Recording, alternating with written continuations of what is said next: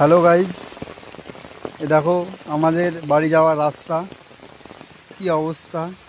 মানে সারা ভারতবর্ষে যদি কোনো রাস্তা কাঁচা থাকে সেটা হয়তো আমাদের এটাই। কি অবস্থা, একটু আগে ইট দিয়েছি তাই একটু কোনো মতে যেতে পারছি।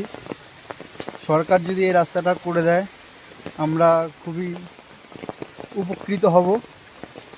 তাই সরকারের কাছে নিয়মিত অনুরোধ যে রাস্তাটা খুব তাড়াতাড়ি করে দিক। এই যে কী অবস্থা দেখুন, রাস্তা বাড়ির সামনে এসব ইট পিস দেওয়া হয়েছে যে কোনো মতে হাঁটা যায় তার জন্যে।